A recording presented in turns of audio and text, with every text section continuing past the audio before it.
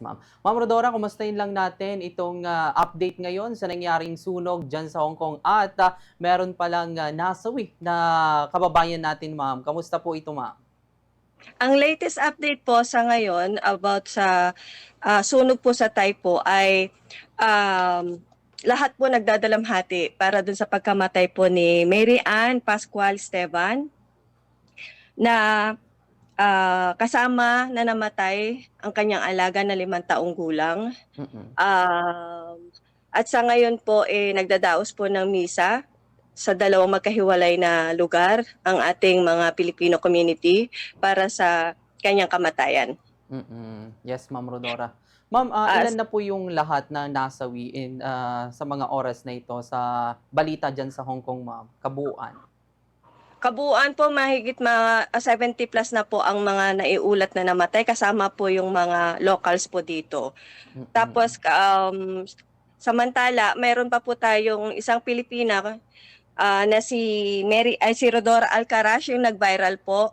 Sa ngayon po nasa ICU siya ngayon. Pero yung sanggol na 3 months old na niligtas niya ay nasa maayos na kalagayan na. Pero si kabayan Rodora Alcaraz ngayon po ay nasa hospital pa po. Mm-mm. Kinailangan siyang i-intubate dahil masyadong nakalanghap ng maraming usok at Mm-mm. medyo critical pa ang sitwasyon. As of now po, hindi pa po ah, confirm na stable po yung kalagayan niya. Ayan. Ma'am Rodora, siguro may katanungan din si Bombo Laimi Perez dito sa ating himpilan. Ayan, maraming Hi, ma'am. salamat, Bombo Oliver. Ma'am Rodora, ito din po mga missing person po natin kasi marami rin po, no, ito po mga napaulat ng mga nawawala dahil nga po dito po sa naranasan po nating insidente po ng sunog po dyan. Ano po ito po nga latest investigation, ano po ng atin po mga otoridad din po dyan, ongoing pa rin po ba? Ito po pangangala pa ng mga impormasyon and even ito din po nga bilang, ano po, nadagdagan na naman po ba, Ma'am Rodora? Opo, sa ngayon po nadagdagan po ang ating mga bilang ng namatay at na naiulat sa ngayon kasama ang mga locals.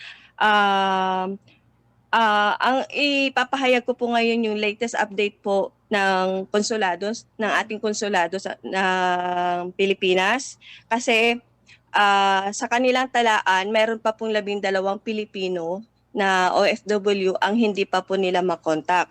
Sa ngayon po, bali 79 na po ang nadeklara na kababayan natin ang ligtas pero may nawawala pa pong 12 Pilipino ang hindi pa na na kokontak Mm-mm. sa ngayon.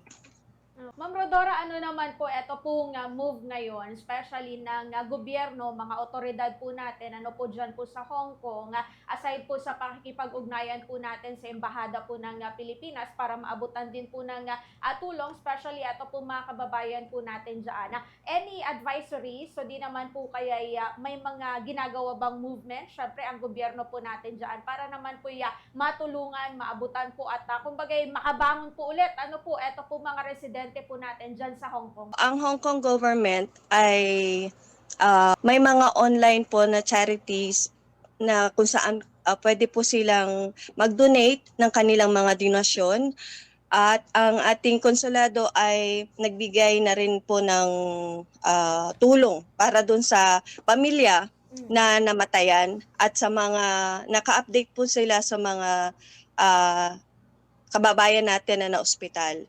Actually po, ang Hong Kong government po ay magbibigay po ng naitala ay na pag-alaman po natin na ang Hong Kong government ay magbibigay ng 200,000 na halaga para dun sa mga namatayan. Mm. Yes, Ma'am Rodora. Ma'am, yung area na nasunugan, kamusta na po ito, ma'am? May mga okay na po ba itong building na wala na po bang nakikitang apoy or usok dyan sa area, ma'am, ng nasunugang building? Sa ngayon po talagang deklaradong under control na po lahat nila yung apoy, wala na po ngayon apoy. Kaya nimpisahan na po nila yung mga paghahanap sa mga nawawala na tao. Kaya naisa-isa na rin po nila na distinguish kung sino po yung mga nawawala. so far, yung 19 po na nawawala is wala pa pong update. Yes, ma'am. At may mga ulat na may 8 naaresto dahil dito sa sunog, ma'am. Kamusta po ito? May update po ba tayo dito, ma'am? Na ano na po, nakasuhan na po sila ng ano sir, ng manslaughter po at saka negligence. Mm. Opo.